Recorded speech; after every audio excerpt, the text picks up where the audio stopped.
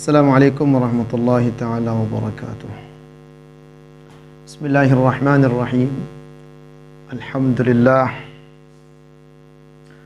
Wassalatu wassalamu ala Rasulillah wa ala alihi wa sahbihi wa mawalah. Amma ba'd. Laqad qala al-Maula subhanahu wa ta'ala hal yastawi alladhina ya'lamuna wal ladhina la ya'lamun wa yaqulu an-nabiy sallallahu alaihi wasallam innama bu'ithtu mu'allima.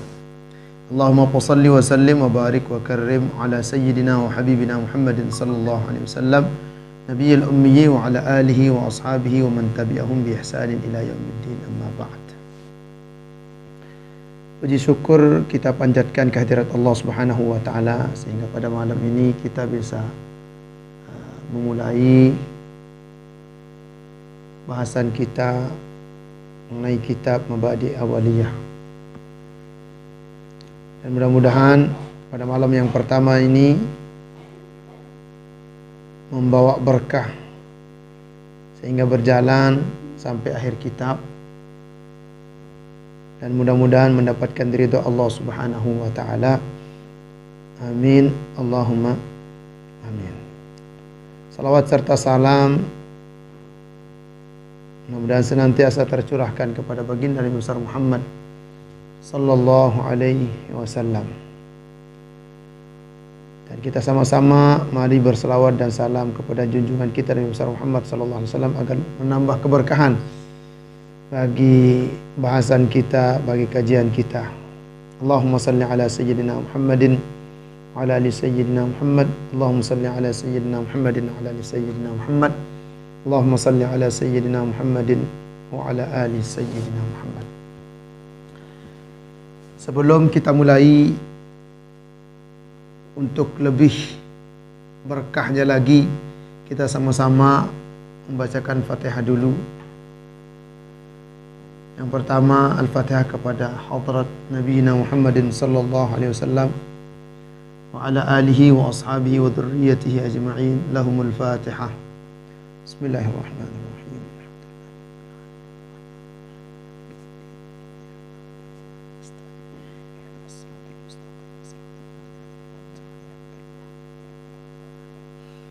Begitu juga kepada seluruh guru-guru kita dimanapun berada, tempat kita menimba ilmu. Mudah-mudahan keberkahan guru-guru kita sampai kepada kita semua, dan mudah-mudahan apa yang pernah kita pelajari bisa kita amalkan dan bermanfaat di dunia sampai akhirat. Ala hadhihi niyah. Lahumul Fatihah.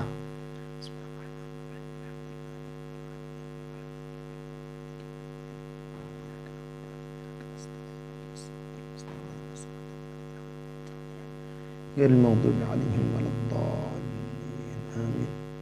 Begitu juga kita bacakan Al-Fatihah khusus kepada pengarang kitab Mabadi' Awaliyah, yaitu Syekh Abdul Hamid Hakim. Mudah-mudahan niat beliau ketika menulis dikabulkan oleh Allah Subhanahu wa taala. Keberkahan ilmu-ilmu beliau mudah-mudahan sampai kepada kita semua. Mudah-mudahan beliau ditempatkan di tempat yang terbaik di sisi Allah Subhanahu wa taala. Ala hadhihi niyah. Lahul Fatihah.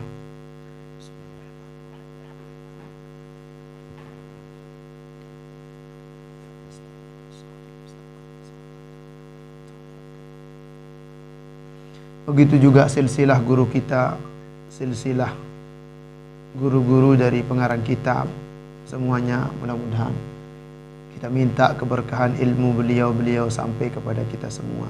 Mudah-mudahan bisa bermanfaat bagi kita semua di dunia wal akhirah. Lahumul Fatihah.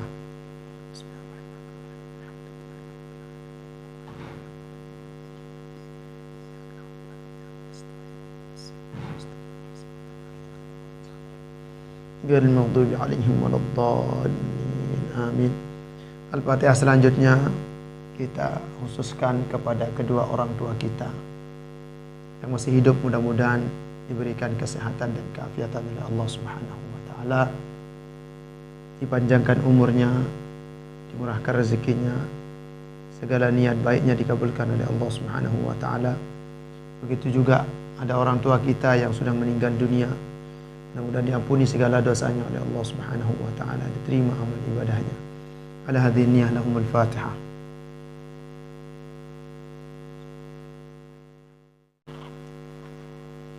Sebelum kita memulai pembahasan atau sebelum kita mulai mengkaji kitab Mabadi Awaliyah, perlu kita tahu dulu asal usulnya, pengarangnya, tujuannya, apa yang dibahas dalam kitab ini. Jadi tak kenal harus kenalan dulu. Tak kenal maka kenalan. Begitulah halnya dengan kitab. Setelah kenalan baru kita akan sayang. Maka sekarang kita harus kenal dulu siapa pengarang kitabnya, apa yang dibahas di kitab ini, apa tujuannya dan lain sebagainya. Jadi kitab yang akan kita bahas, yang akan kita kaji mulai dari malam ini adalah kitab Mabadi Awaliyah. Jadi Mabadi Awaliyah kalau diartikan ini maksudnya awal permulaan. Kitab awal atau kitab bagi para pemula yang ingin mengkaji, yang ingin belajar tentang ilmu usul fikih atau tentang kaidah-kaidah fikih. Jadi ada dua pembahasan di dalam kitab ini. Di dalam kitab ini ada dua pembahasan. Pertama, pembahasan tentang ilmu usul fikih. Pembahasan yang kedua yang ada di kitab ini isinya adalah ilmu kaidah fikhiyah, kaidah-kaidah fikih. Jadi Mabadi Awaliyah ini disusun oleh Syekh Abdul Hamid Hakim. Bagaimana yang tertera di sini, beliau adalah seorang ulama, beliau adalah seorang tokoh panutan yang menjadi panutan waktu itu. Cukup sebagai bukti akan keilmuan beliau, keluasan ilmunya, kita sering mendengar Profesor Dr. Hamka, Haji Abdul Malik Karim Amrullah, yang merupakan ketua umum pertama Majelis Ulama Indonesia. Profesor Dr. Hamka, ketua umum pertama MUI. Profesor Dr. Hamka adalah murid daripada pengarang kitab ini, dari Mabadi Awaliyah yang ditulis oleh Abdul Hamid Hakim. Beliau ini salah satu daripada guru ketua umum pertama MUI. Jadi murid-murid beliau yang tersohor banyak sekali. Cuma cukup kita kenal satu saja murid beliau sebagai bukti akan keilmuan beliau. Jadi kalau kita ingin lihat kualitas seorang ulama, maka bisa dilihat dari murid-muridnya. Jadi murid-murid beliau menjadi tokoh di Indonesia, menjadi orang-orang pertama, menjadi orang-orang panutan di Indonesia. Maka cukup sebagai bukti betapa luasnya ilmu beliau, betapa tingginya martabat beliau, betapa hebatnya beliau. Jadi, dan ini juga menunjukkan keberkahan kitab ini, karena dipelajari di berbagai macam pondok pesantren, di sekian banyak pondok pesantren. Jadi ketika ada satu kitab yang dipelajari di banyak pondok pesantren, maka menunjukkan bahwa kitab itu sangat berkah dan niat penulisnya memang sangat baik. Jadi saya pernah mendengar waktu di Yaman, itu guru-guru kita pernah bilang, para masyayikh itu, dulu para ulama itu kalau menulis sebuah kitab yang betul-betul ikhlas, selesai menulis sebuah kitab, beliau-beliau dulu akan menaruhnya di atas api membakarnya. Kalau terbakar berarti tidak semata-mata karena Allah. Kalau tidak terbakar berarti akan terpelihara oleh Allah Subhanahu wa taala dan semata-mata karena Allah, maka Allah lah yang akan menjaganya. Itu caranya dulu. Tapi kalau sekarang tak bisa. Kalau sekarang kita buat skripsi, kita buat tesis, kita buat kajian, kita taruh di api lah, hangus langsung. Kita buang di sungai, kita hanyutkan di sungai, mana semuanya rusak. Taruh di laut, kalau bisa berjalan berarti mata-mata karena Allah, habis semuanya. Tidak ada yang bisa. Ini menunjukkan ikhlasnya ulama-ulama dahulu. Jadi ini kitab-kitab, salah satu contoh ulama-ulama dahulu, luar biasa sekali keikhlasannya di dalam menulis kitab. Bayangkan ulama-ulama dulu menulis kitab. Di contohnya Mabadi Awaliyah, Matan Jurumiyah, bayangkan, yang dikenal di seluruh dunia, kitab kecil tapi luar biasa berkahnya. dipelajari oleh seluruh penuntut ilmu yang belajar ilmu alat, ilmu nahwu di seluruh dunia. Hampir tidak ada orang yang belajar ilmu alat yang tidak kenal dengan kitab Matan Jurumiyah. Ini menunjukkan betapa berkah kitab itu. Bismillahirrahmanirrahim. Supaya tidak terlalu panjang kita berbicara, jadi perlu kita ketahui bahwa ilmu usul fikih adalah ilmu yang sangat-sangat penting. Mempelajarinya merupakan fardu kifayah. Ya, harus ada yang bisa. Jadi ilmu usul fikih ini pertama kali dulu disusun oleh Imam Syafi'i. Jadi imam kita, Imam Muhammad bin Idris Asy-Syafi'i, beliau adalah orang pertama menyusun tentang ilmu usul fikih. Beliau punya kitab pertama itu namanya Risalah. Kitab Risalah adalah kitab pertama dalam ilmu usul fikih yang ditulis oleh Imam Syafi'i atas permintaan salah satu sahabat beliau. Ini kitab pertama dalam ilmu usul fikih yang menjadi pedoman di dalam penulisan kitab-kitab usul fikih yang lainnya. Jadi kitab usul fikih ini sangat penting, dan tujuan kita belajar usul fikih ini agar kita mengenal hukum-hukum syariat, dasar hukum syariat.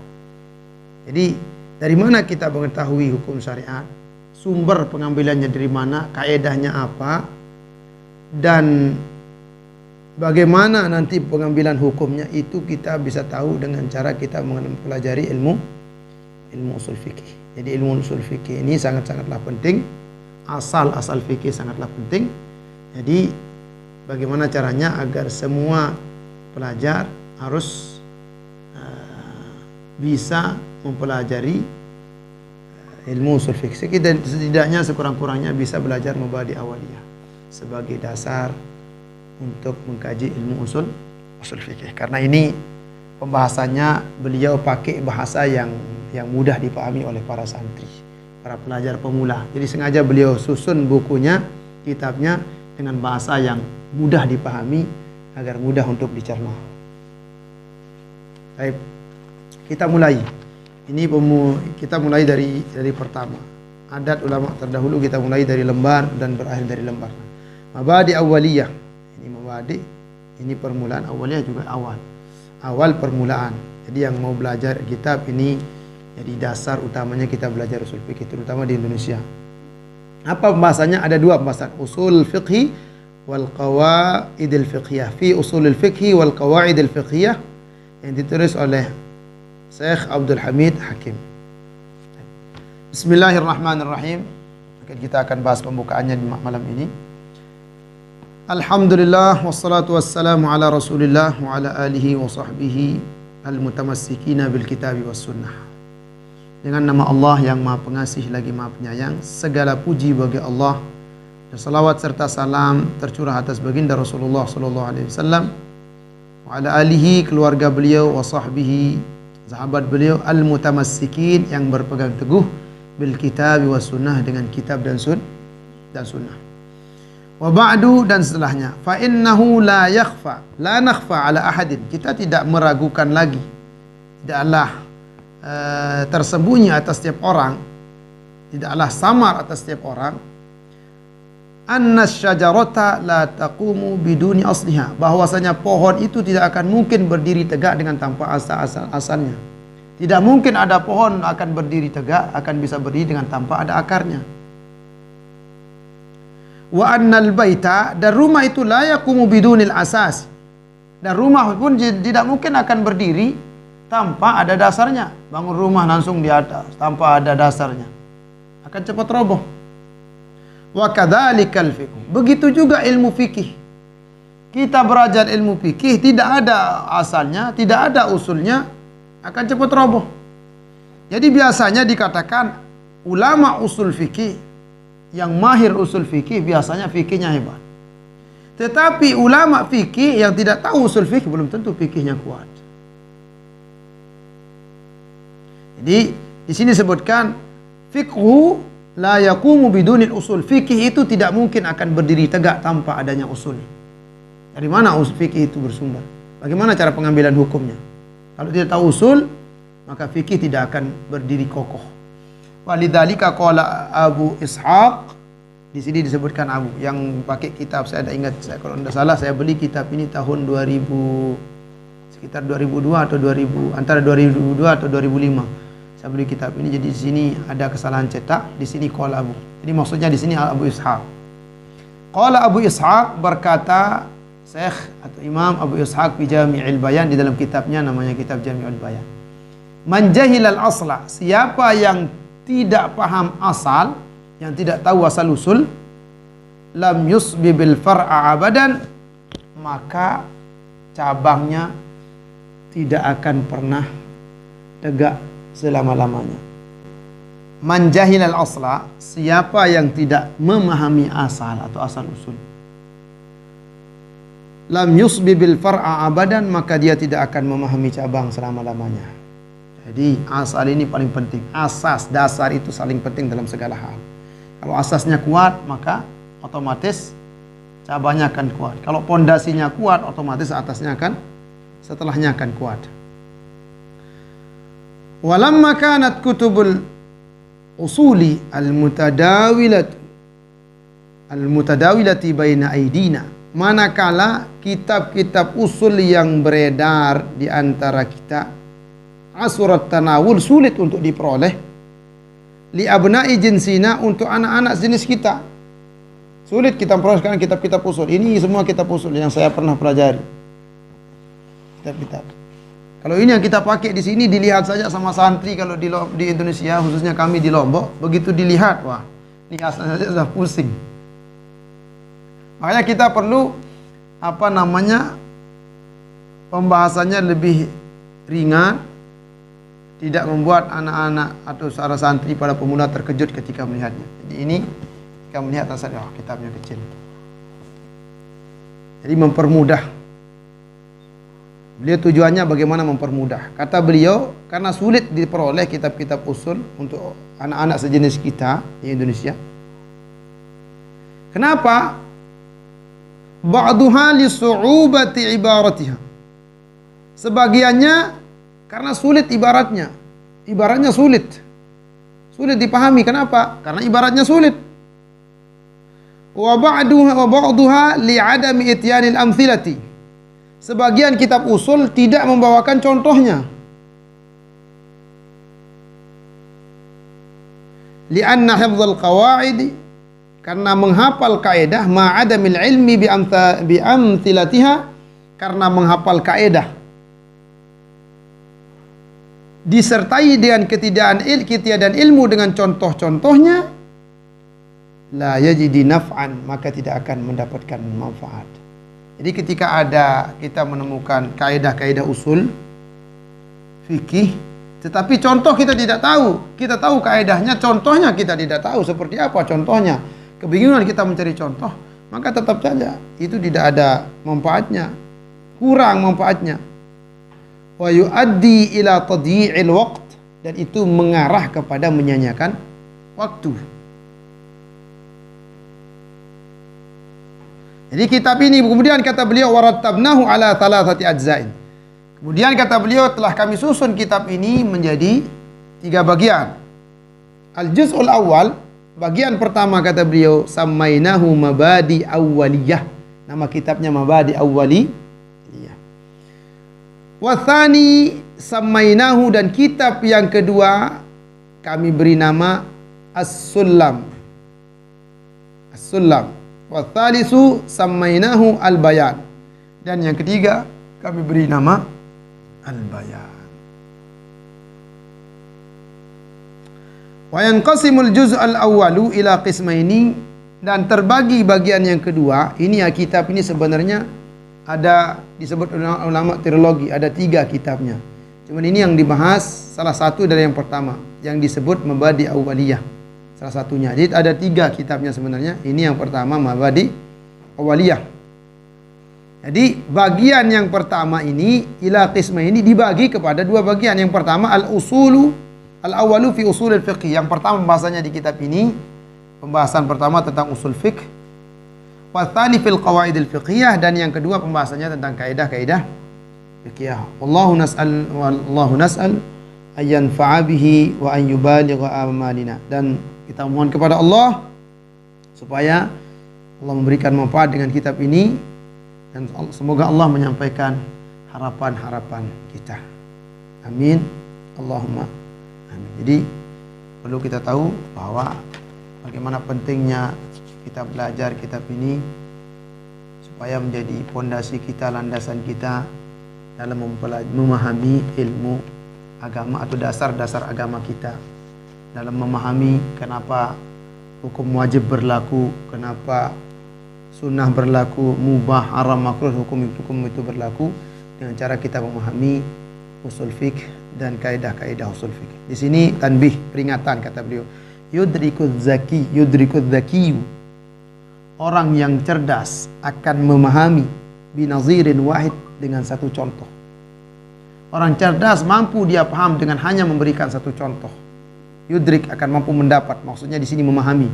Orang cerdas akan mampu memahami dengan satu contoh, ma la yudrikuhul ghabiyyu bi alfi syahidin.